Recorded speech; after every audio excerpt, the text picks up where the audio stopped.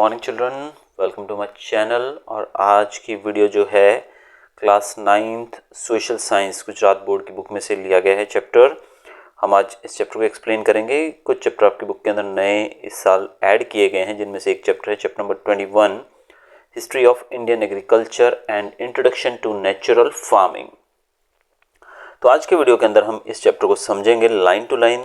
तो जिन बच्चों ने चैनल को सब्सक्राइब नहीं किया है वो चैनल को सब्सक्राइब कर सकते हैं और क्लास 9th की प्लेलिस्ट में जाकर सोशल साइंस के सारे चैप्टर्स का एक्सप्लेनेशन और साथ में जो भी क्वेश्चन आंसर्स वगैरह भी मैंने इंपॉर्टेंट एक्सप्लेन किए हैं उसमें वहाँ जाकर आप वो भी वीडियोस देख सकते हैं। तो चलिए फिलहाल हम बात करते हैं इस चैप्टर की। और फर्स्ट टॉपिक हमारा है history of Indian agriculture. Man lived a nomadic life in the forest when he evolved on this earth. He had to wander here and there in search of food. Gradually, man began to grow various crops here, so he stopped wandering in search of food and settled. इंसान की बात की जाए, इंसान जो है nomadic life जीता था पहले। नोमैडिक का मतलब होता है एक बंजारों की लाइफ होती है। बंजारे आपने सुना होगा ना। बंजारे क्या होते हैं, एक जगह से दूसरी का हमेशा जाते रहते हैं, मतलब उनकी कोई फिक्स ठिकाना नहीं होता है। वो समय पर अपना जो ठिकाना है बदलते रहते हैं। आपने देखा होगा अक्सर ऊँटों पे लोग घूमते हैं, तो उनको नोमैड्स कहा जाता है। तो भारत के अंदर नोमैडिक ट्राइब्स काफ़ी हैं। तो मनुष्य पहले इस तरीके से जंगलों में भटकता रहता था एक जगह से दूसरी जगह, और वो खाने की तलाश में ऐसा करता था। यानी कि खाना उस समय एक जगह पर उगाया नहीं जाता था, जैसे आज हम घरों में रहते हैं और खाना बाहर से जाकर ले आते हैं, खरीद लाते हैं, ऑर्डर कर देते हैं ऑनलाइन। लेकिन उस समय ये सब सिस्टम नहीं था, ना ही हम उगाते थे खाना, क्योंकि हमें उगाना भी नहीं आता था। तो ऐसे में हम अपना खाना तलाशने के लिए जंगली जानवरों का शिकार करते थे, और उनका शिकार करते हुए हम उनका पीछा करते करते काफ़ी दूर निकल जाते थे। जहाँ वो जानवर होते थे वहाँ जाकर उनका शिकार करके खाना अपने लिए जुटाते थे। तो इसी वजह से हमें नोमैडिक लाइफ जीनी पड़ती थी। फिर एक समय आया जब हमने क्रॉप्स उगाना शुरू किया, यानी कि हम लोगों ने अनाज उगाना शुरू कर दिया, और इस तरीके से हमारा जो सर्च था फूड के लिए, खाने के लिए जो तलाश थी, वो ख़त्म हो गई और हम लोग एक जगह पर सेटल हो गए। Due to the karma yoga of sages, man started living in a group and developed a family and social system which gradually led to the formation of human civilisation and human culture. अब जो संत साधु महात्मा जो थे, उन लोगों के कारण ही, उनके कर्मों के कारण, उनके कर्म योगा के कारण ही हम लोग जो थे ग्रुप्स के अंदर रहने लगे, एक जगह पर बसने लगे। फिर वहाँ पर हमारी फैमिलीज डेवलप हुई और एक सोसाइटी बन गई, सोशल सिस्टम बन गया, जिसको आजकल हम सोसाइटी बोलते हैं कि भाई आप कौन सी सोसाइटी में रहते हो। सोसाइटीज़ मतलब वहाँ पर एक ही जगह होती है जहाँ पर काफ़ी सारे तरह तरह के लोग आकर बस जाते हैं और वो सब लोग मिलकर उस सोसाइटी के वासी कहलाते हैं। वैसे ही सोसाइटीज़ बन गई, सोशल स्ट्रक्चर्स डेवलप हो गया और ह्यूमन सिविलाइजेशन का फॉर्मेशन शुरू हुआ और ह्यूमन कल्चर भी डेवलप होने लगा।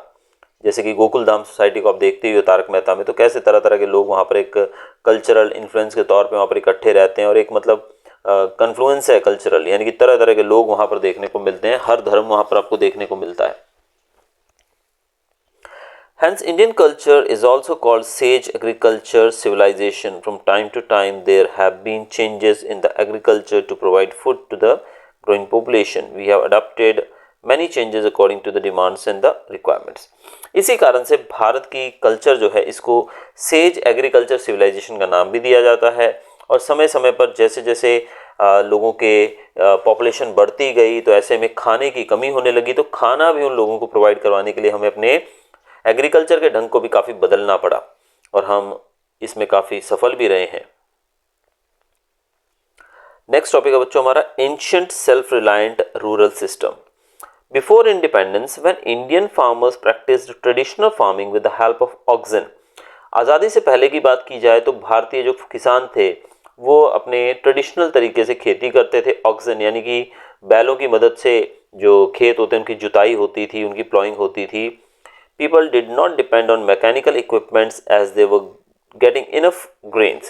लोग जो थे मैकेनिकल मेथड्स का या फिर मशीनों का उपयोग नहीं करते थे, क्योंकि उनको बिना उसका यूज़ के ही काफ़ी फूड मिल जाता था।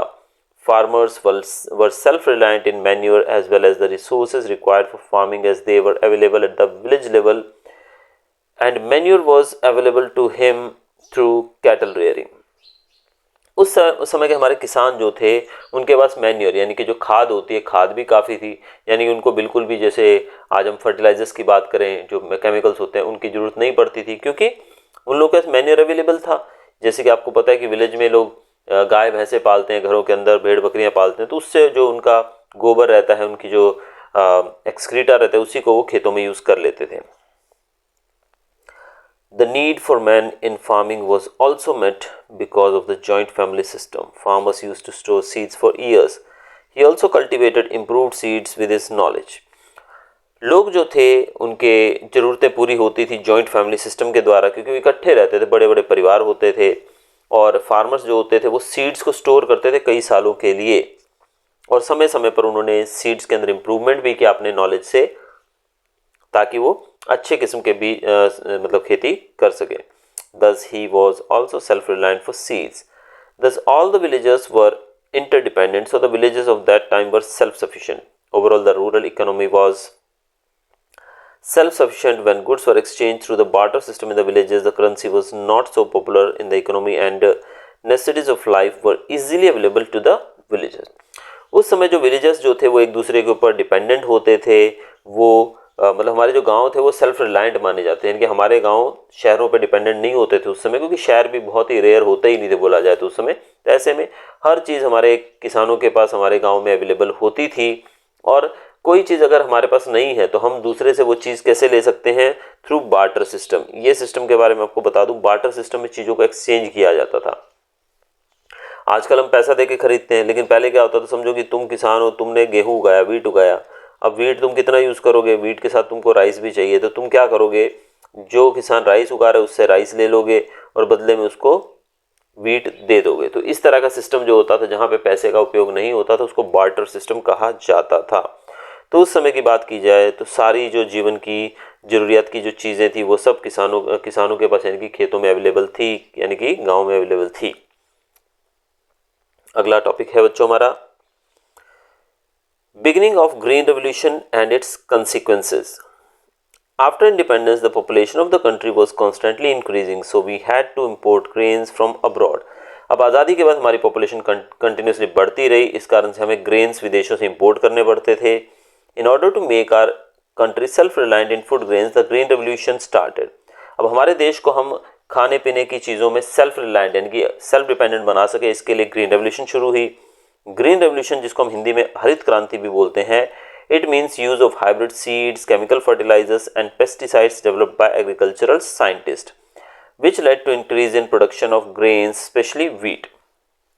अब ग्रीन रेवोल्यूशन की अगर बात की जाए तो इसका मतलब होता है कि हाइब्रिड सीड्स का उपयोग करना, केमिकल फर्टिलाइजर्स का उपयोग करना, पेस्टिसाइड्स का उपयोग करना और मॉडर्न मेथड्स का यूज़ करना, जिससे खेती के अंदर जो प्रोडक्शन है उसको बढ़ाया जा सके।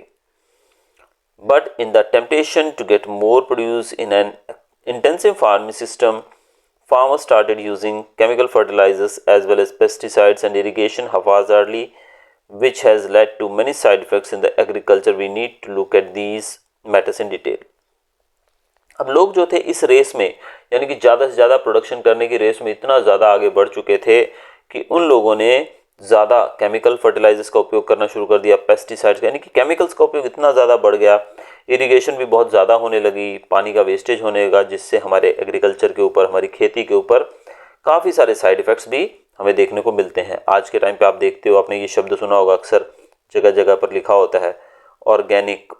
ऑर्गेनिक का मतलब होता है जिसके अंदर केमिकल्स का यूज़ ना किया जाए। तो आजकल इससे बनी चीज़ों के नाम पे लोगों को ठगा जाता है, बोलते हैं कि ये भी ऑर्गेनिक गेहूं है, ये ऑर्गेनिक फ्रूट्स हैं, तो इस तरीके से लोगों को ठगा जाता है। आगे बढ़ते हैं अगले टॉपिक की तरफ। The excessive use of chemicals is increasing the cost of farming to the farmers year after year. अब किसान जो है वो केमिकल्स का यूज़ कर रहे हैं, और केमिकल्स फैक्ट्रियों में बनते हैं, इंडस्ट्रीज में बनते हैं। इस कारण से किसानों का जो खेती के ऊपर आने वाला खर्च है वो बढ़ता जा रहा है, कॉस्टली होती जा रही है खेती। Every farmer is experiencing this use of micronutrient fertilizers and growing more than one crop in the same land again and again led to the need of land reforms. The hardening of the soil due to chemical farming has increased the cost of mechanized farming for various crops, and the increase in salinity the water due to the in the water due to the excessive irrigation has also reduced the production. अब production कम हो गया है, कारण क्या है? पहला तो बहुत ज़्यादा यूज़ किया जा रहा है किसका?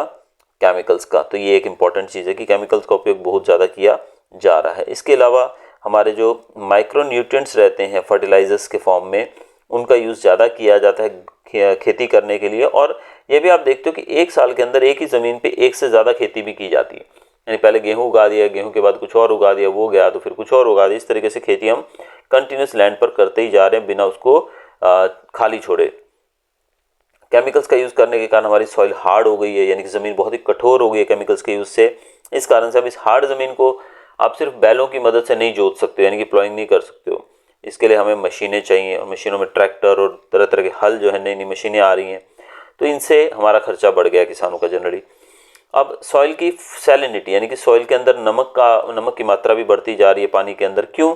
क्योंकि लोग जो है खेती के अंदर एक्सेसिव इरिगेशन का यूज़ कर रहे हैं, यानी कि अनवांटेडली भी हम जो हमारी इरिगेशन है उसका यूज़ कर रहे हैं, यानी बहुत ज़्यादा वो हो रहा है पानी का उपयोग, जिससे पानी की कमी होती जा रही है। दूसरे पॉइंट में यह दिया गया है, as the use of organic fertilizers in chemical farming is reduced and only chemical fertilizers are used, which results in a gradual decrease in soil fertility and reduced productivity. अब ऑर्गेनिक फर्टिलाइजर्स का उपयोग जो है वो कम होता जा रहा है। ऑर्गेनिक मतलब जो नेचुरली बनते हैं, तो ऐसे में केमिकल फर्टिलाइजर का उपयोग बहुत ज़्यादा बढ़ गया है। अब केमिकल फर्टिलाइजर के यूज़ के कारण हमारी जो सॉइल है, सॉइल की फर्टिलिटी जो है वो बिल्कुल ख़त्म होती जा रही है। अब फर्टिलिटी ख़त्म होगी तो ऑब्वियसली प्रोडक्शन पे भी इसका असर पड़ेगा, और प्रोडक्शन भी धीरे धीरे कम होने लगेगा। तीसरे पॉइंट में दिया है, इनएडिक्वेट amount of organic manure in chemical farming reduces soil moisture content. जब हम ऑर्गेनिक मैन्योर यानी कि ऑर्गेनिक चीज़ों का उपयोग नहीं करेंगे और ऑर्गेनिक खाद का उपयोग नहीं करेंगे ज़मीन के अंदर उसकी फर्टिलिटी को बढ़ाने के लिए, तो सॉइल का जो मॉइस्चर लेवल होता है वो कम हो जाता है। Due to this more water has to be used in agriculture and ground water is also polluted due to excessive use of chemicals.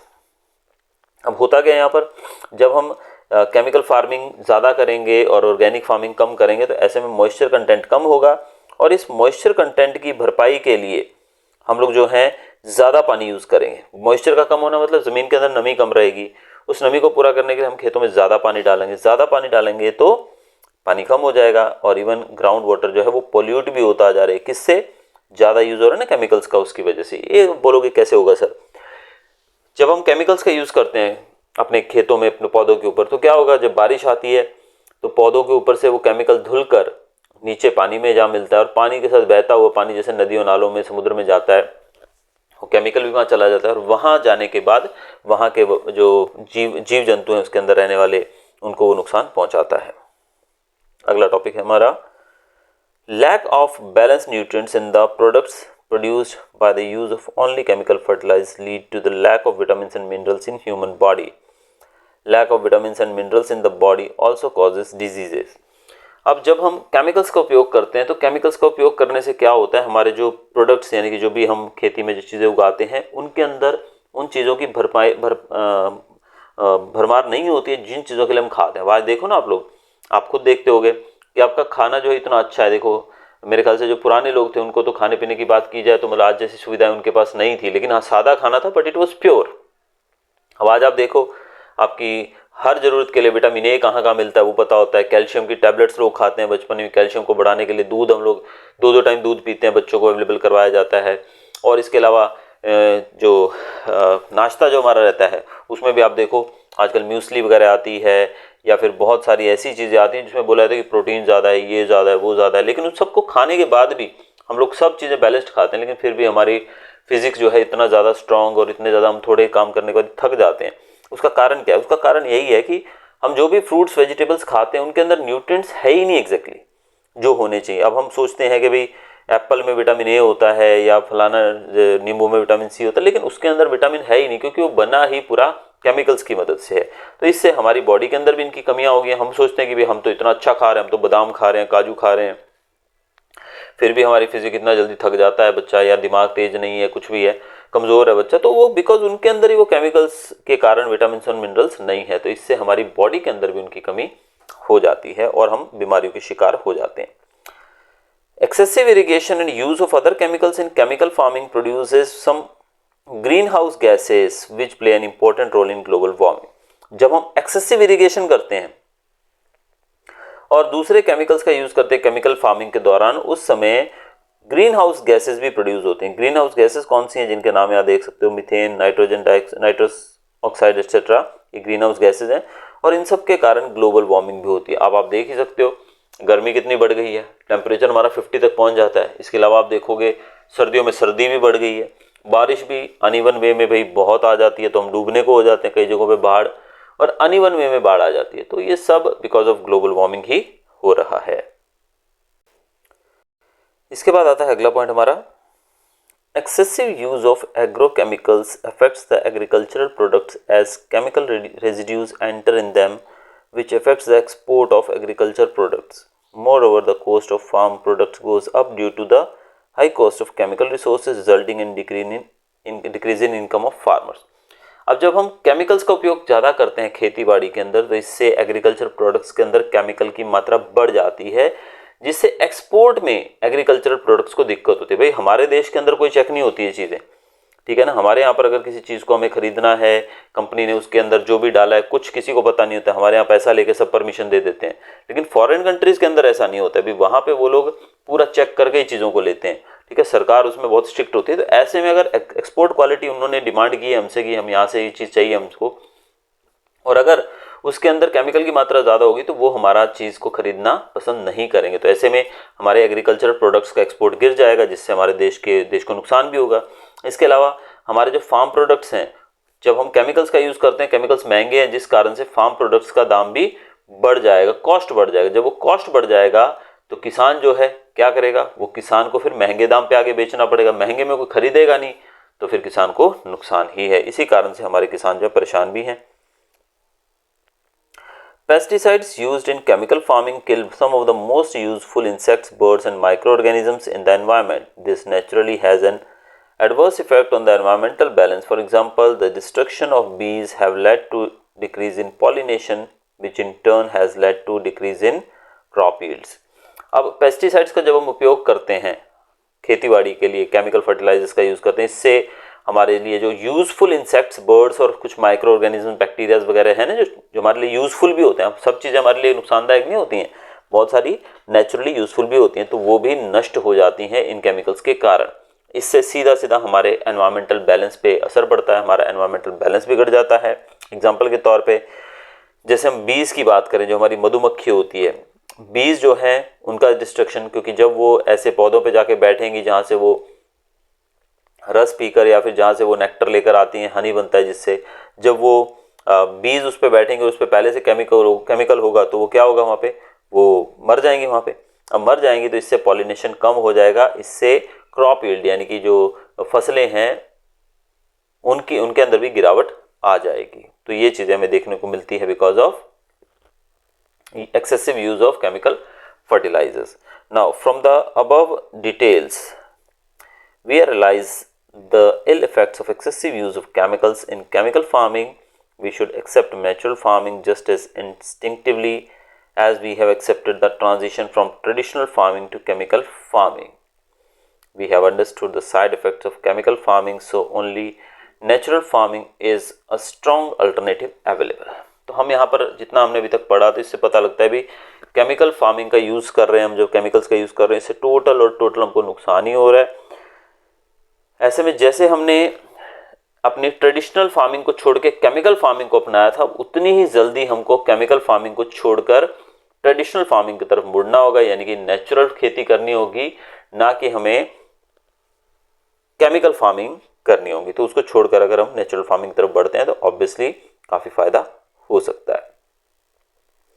अब हम यहाँ पर जानेंगे आगे टॉपिक में कि नेचुरल फार्मिंग क्या है, इसको डिटेल में हम देखेंगे कि what is natural farming. Natural farming is a chemical free alias traditional farming method. It is considered as agro ecology based diversity farming system which integrates crops, trees and live stocks with functional biodiversity.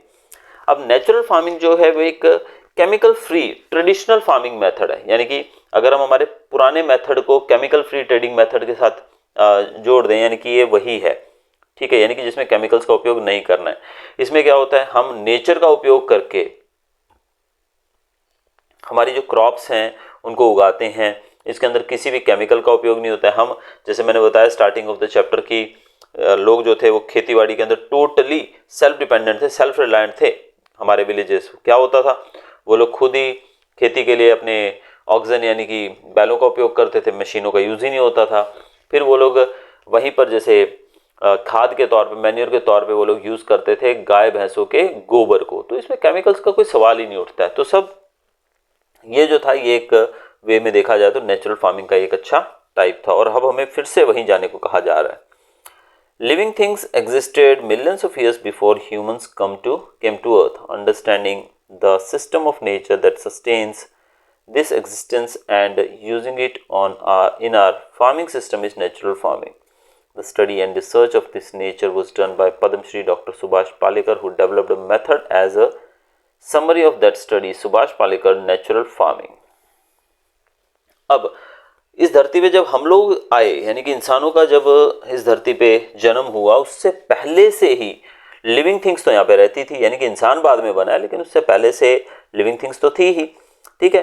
तो in living things का use करके किस प्रकार से हम nature का उपयोग करके अपनी खेती को उत्तम किस्म में, उत्तम तरीके से कर सकते हैं, ये साबित किया था अपनी रिसर्च के अंदर डॉक्टर सुभाष पालेकर ने, जो कि पद्मश्री भी जिनको मिल चुका है इसके लिए।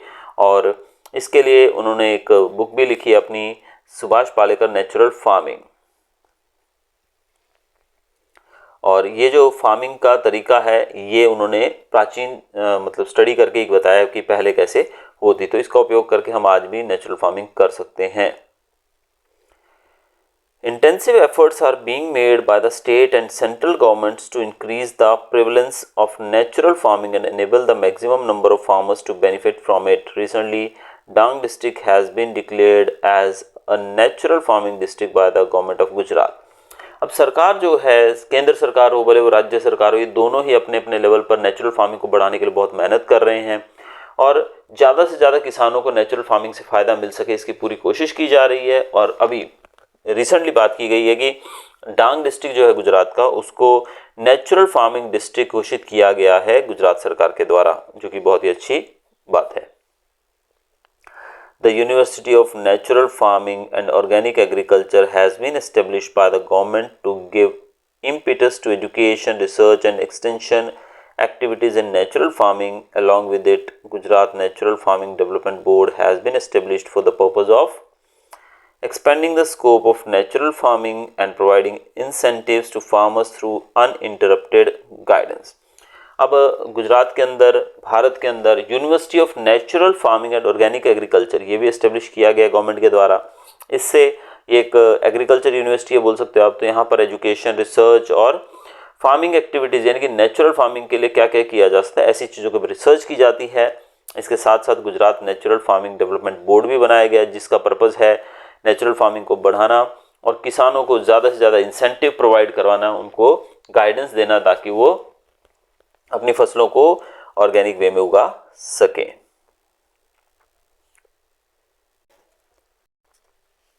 अगला टॉपिक है बच्चों हमारा, why is natural farming the best option, let us understand that. अब नेचुरल फार्मिंग बेस्ट ऑप्शन कैसे, इसको हम डिटेल में समझते हैं। तो पहले बात करेंगे natural farming to sustain the farming culture.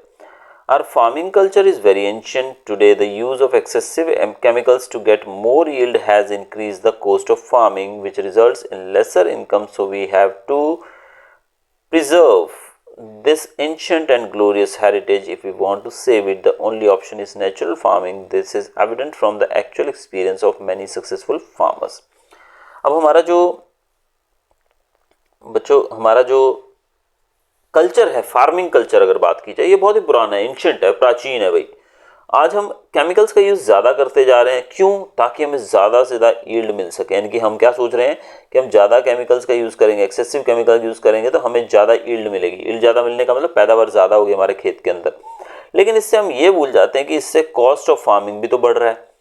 जब कॉस्ट ऑफ फार्मिंग बढ़ जाएगा, अब आपने 10 रुपये में चीज़ बेची और उसको बनाने में आपने 8 रुपये लगाए, तो आपको 2 रुपये मिले, लेकिन अगर आपने 8 रुपये में चीज़ बनाई और उसको 8 रुपये में चीज़ बेची और उसको बनाने में आपने 4 रुपये लगाए, तो आपके यहाँ पर 4 रुपये बच रहे हैं, यानी कि आपका प्रॉफिट बढ़ गया है। तो हम ये नहीं समझ पा रहे हैं कि भाई केमिकल्स का यूज़ करके हम पैदावार तो बढ़ा लेते हैं लेकिन कॉस्ट भी तो बढ़ जाता है, तो कॉस्ट बढ़ जाता है तो हमारी इनकम तो वही रह जाती है। तो ऐसे में हम अपने एंशंट ग्लोरियस हेरिटेज को अगर बचाएं तो वो हमारे लिए बहुत ही ज़रूरी होगा। हम नेचुरल फार्मिंग की तरफ मुड़ें फिर से, और सक्सेसफुल फार्मर्स जो ऐसे किसान हैं जिन्होंने सक्सेसफुली अच्छी फार्मिंग की है, उनसे भी हमें शिक्षा लेनी चाहिए। Natural farming for a self reliant India. Natural farming is a method in which farming cost is negligible. At the same time, the production does not decline and the quality product is available at affordable price. As a result, the farmers benefit a lot financially. The farmers can become self-reliant as there is no need to buy any resources from outside. Natural farming, friends, natural farming is indeed a strong option for a truly self-reliant India. Natural farming का एक method जो है, इसके अंदर cost जो होता है, यानी कि जो खेती के अंदर जो कॉस्ट आता है वो होता है कितना भाई, नेग्लिजिबल, यानी कि सिर्फ नाम मात्र ही होता है, यानी कि आप कह सकते हो कि भाई पैसा लगता ही नहीं है। और अगर प्रोडक्शन जो है वो कम भी नहीं होती है क्योंकि इससे केमिकल का है ही नहीं कुछ लेना देना, तो प्रोडक्शन जितनी उतनी रहेगी, क्वालिटी भी वैसी ही रहेगी जैसी हमें चाहिए और प्राइस भी अफोर्डेबल रहेगा। इस कारण से फार्मर्स को क्या होता है, फाइनेंशियली बहुत ज़्यादा बेनिफिट होता है। फार्मर सेल्फ रिलायंट बन सकते हैं, उनको कोई भी चीज़ बाहर से खरीदनी नहीं पड़ेगी अगर वो नेचुरल फार्मिंग पे डिपेंड रहते हैं। तो कुल मिला के देखा जाए तो नेचुरल फार्मिंग जो है एक स्ट्रॉन्ग ऑप्शन है सेल्फ रिलायंट इंडिया बनाने के लिए।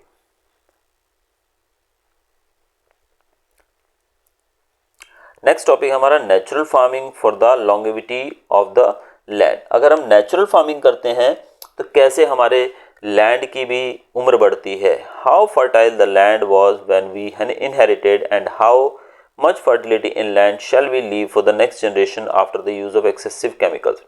जब हमने अपने बुजुर्गों से हमको ये मिली थी, ज़मीन मिली थी, तो ये कितनी फर्टाइल थी और अब हम अपनी नेक्स्ट जनरेशन को कितनी फर्टाइल देकर जाने वाले हैं excessive use of chemical fertiliser से, ये भी हम देख सकते हैं।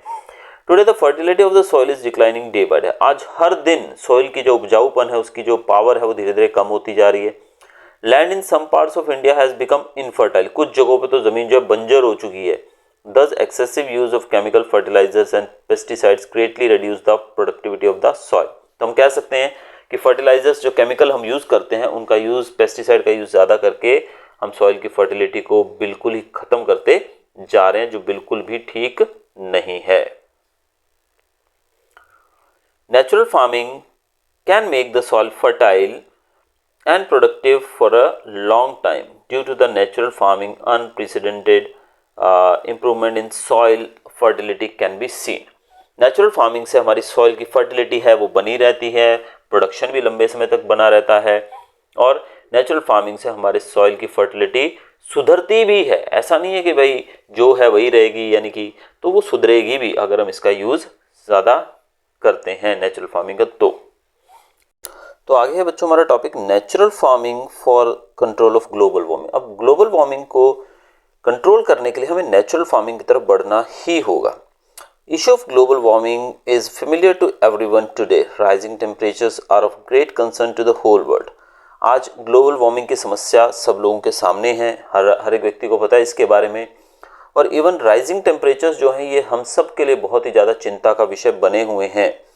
Many efforts are being made for controlling global temperature. Global temperature को कंट्रोल करने के लिए विश्व स्तर पर कोशिशें की जा रही हैं।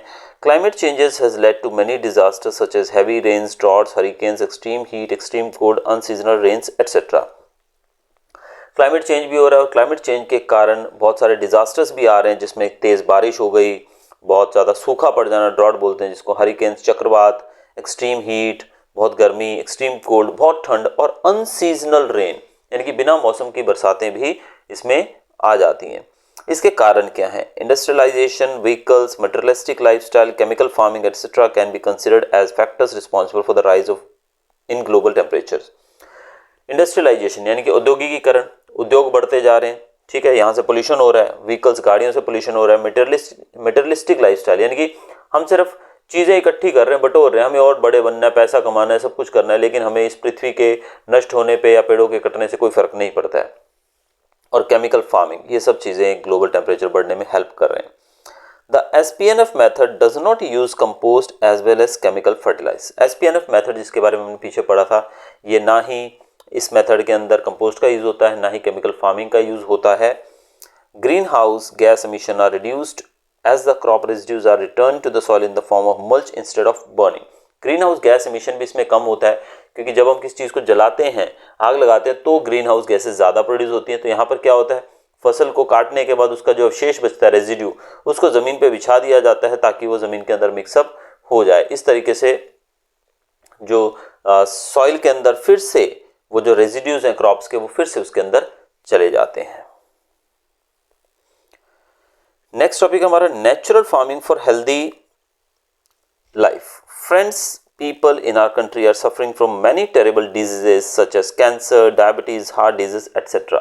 भारत के अंदर लोगों को बहुत ज़्यादा बीमारियां हैं, खासकर कैंसर, डायबिटीज़ और हार्ट प्रॉब्लम्स अक्सर देखने को मिलती हैं हमारे आजू बाजू। There are so many people dying from cancer every day that one can't even imagine. भारत में इतने लोग मारे जाते हैं कैंसर से रोज कि हम इमेजिन नहीं कर सकते हैं। If the main reasons behind this are investigated, it will be found that these diseases are increasing very fast due to the intake of food having excessive chemicals. अब अगर इस पर रिसर्च की जाए तो पता लगता है कि जो एक्सेसिव केमिकल्स वाला फूड होता है उसके खाने से ही ये बीमारियां बढ़ रही हैं। So natural food has now become indispensable for longevity and healthy living. तो आज अगर हम नेचुरल फूड की बात करें, अगर नेचुरल फार्मिंग से जो बनता है खाना उसकी बात करें, वो हमारी एक ज़रूरत ही बन चुका है, एक नेसेसिटी बन चुका है ताकि हम हेल्दी और लंबा जीवन जी सके। The natural farming system does not use any chemical fertilizers or pesticide. Natural farming method के अंदर फर्टिलाइजर का पेस्टिसाइड का यूज़ नहीं होता है। So the product is completely chemical free. इस कारण से प्रोडक्ट जो होता है वो केमिकल फ्री होता है बिल्कुल ही। This method seeks to integrate nature system in which all the essential nutrients in the soil are available in the acquired crops. अब इस मेथड के अंदर जो प्लांट हैं वो इस भगवान ने जो भी चीज़ें हमें बना के दी हैं वो नेचुरली सब चीज़ें हमारे प्लांट्स के अंदर जो एसेंशियल न्यूट्रिएंट्स है वो सब प्लांट्स के अंदर खुद ब खुद चली जाती हैं, क्रॉप्स खुद ब खुद ले लेती हैं। The crops produced by this method is rich in nutrients and has medical properties. ऐसी जो फसलें उगती हैं उनके अंदर न्यूट्रिएंट्स भी ज़्यादा होते हैं और मेडिसिनल प्रॉपर्टीज़ भी होती हैं, यानी कि मेडिसिन की तरह भी ये काम आती हैं। Natural farming for water conservation. अब नेचुरल फार्मिंग से वाटर भी कंजर्व होता है। Slogans like water is life and plant trees bring rain have been heard for years which means that living things can not survive without water. अब ऐसे slogans तो हमें अक्सर देखने को मिलते हैं, water is life, plant trees bring rain, तो ये सब चीज़ें हमें देखने को अक्सर स्लोगन्स मिलते हैं। लेकिन हम ये चीज़ भी जानते हैं कि इनको सुनने के बाद कि भी प्लांट्स या इंसानों के लिए पानी कितना ज़रूरी है। There are many reasons behind the water problem, but the most important thing is that we waste more water than we need. तो वैसे तो वाटर वेस्टेज के कई कारण हो सकते हैं, आप देखते ही हो, लेकिन सबसे ज़्यादा कारण यही है कि हम लोग अपनी ज़रूरत से ज़्यादा पानी को वेस्ट कर रहे हैं। We do not store water at the right time and place as per the need as there is lack of proper planning. हम पानी को प्रॉपर जगह पर स्टोर नहीं करते हैं, सही जगह पर स्टोर नहीं करते हैं, उसकी ज़रूरत के हिसाब से उसको स्टोर नहीं करते हैं, यानी कि प्लानिंग की बहुत ही कमी है।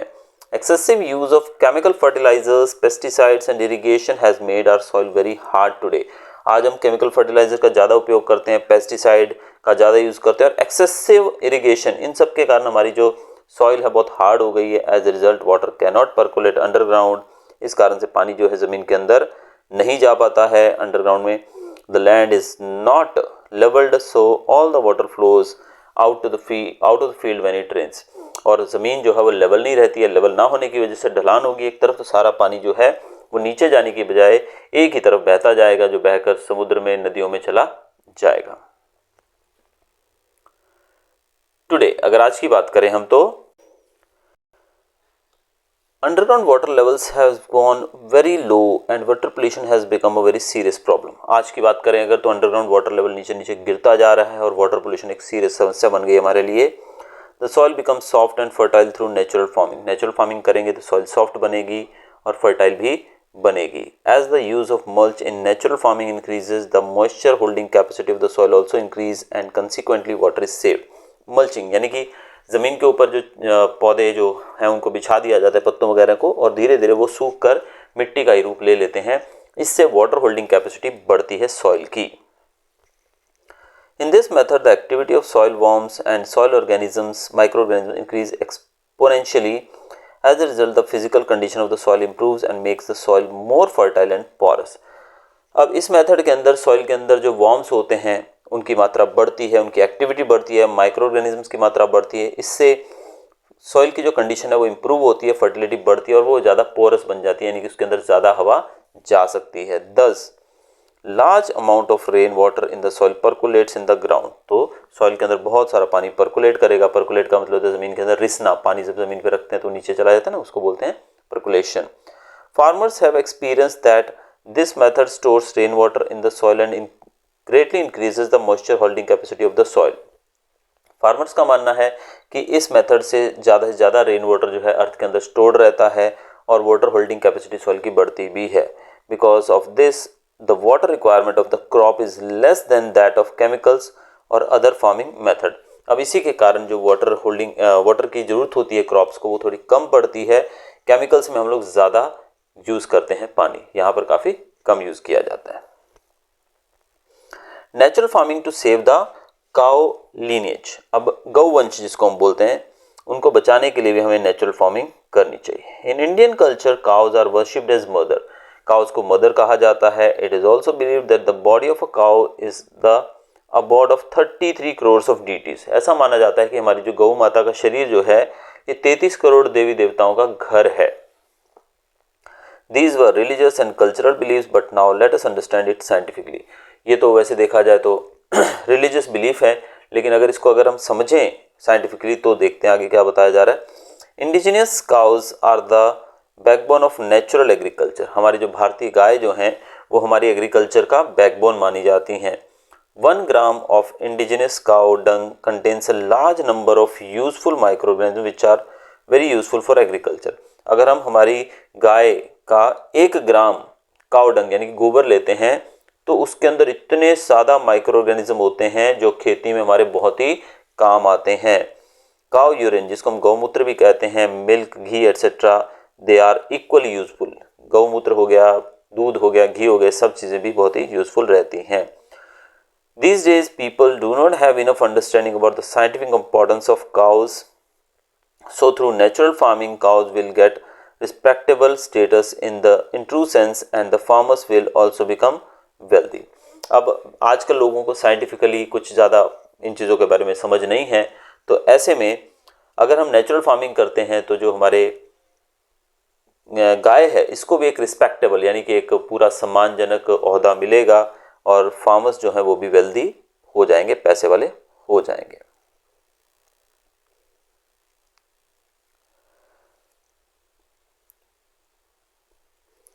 We consider cows as sacred and respectable. Cow dung, cow urine, गौमूत्र and milk of our indigenous breed have many medicinal properties।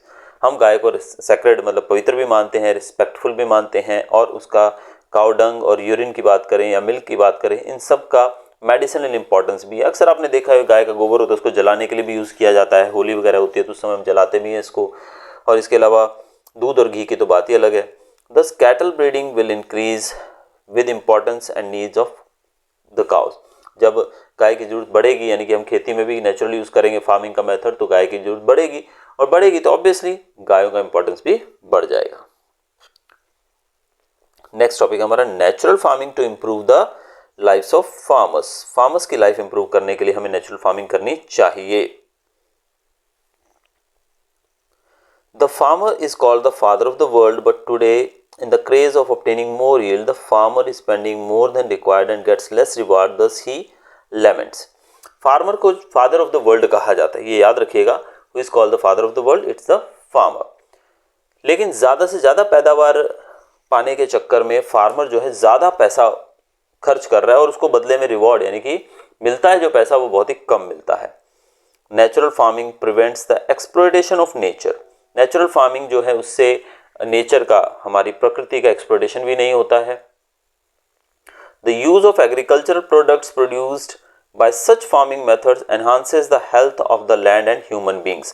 जो नेचुरल प्रोडक्ट्स हम लोग ऐसे उगाते हैं इस मेथड से, एग्रीकल्चरल प्रोडक्ट्स, इनसे क्या होता है, इनसे हमारे जो लैंड और ह्यूमन बींग्स की हेल्थ भी अच्छी रहती है। नेचुरल फार्मिंग की बात की जा रही है। Friends, the low production cost and the increasing profit margin will make farmers financially prosperous. अब खेती में उनको कम पैसा खर्चना पड़ेगा, ज़्यादा फायदा मिलेगा, तो हमारे जो किसान हैं वो बहुत ही ज़्यादा समृद्ध संपन्न हो जाएंगे। Today farmers have turn to natural farming and many other farmers have taken inspiration from them. आज बहुत सारे फार्मर्स नेचुरल फार्मिंग की तरफ जुड़े हैं, मुड़े हैं, और बहुत लोग उनसे भी इंस्पायर हुए हैं। Thus many such changes are seen in the lives of farmers because of natural farming. Natural farming के कारण किसानों के जीवन में बहुत बदलाव भी देखा गया है। Natural farming and the natural food are the best ways to maintain human health, soil health and environment. Natural farming से ही हम अपनी हेल्थ को मेंटेन रख सकते हैं, सॉइल की हेल्थ को मेंटेन रख सकते हैं, और हमारे एनवायरनमेंट को भी मेंटेन रख सकते हैं। So let's all come together and contribute to build a prosperous and self-reliant nation through natural farming. Let's bring revolution through natural farming and make India more glorious. तो चलो हम सब लोग मिलकर एक प्रण लेते हैं, एक ओथ लेते हैं कि हम सब देश को प्रॉस्परस और सेल्फ रिलायंट बनाएंगे नेचुरल फार्मिंग के थ्रू, और भारत को और ज़्यादा संपन्न बनाएंगे। तो बच्चों, ये तो हमारा चैप्टर। अगर चैप्टर अच्छा लगा हो, वीडियो अच्छा लगा हो, तो चैनल को सब्सक्राइब कर लीजिएगा। Till then goodbye, thanks for watching.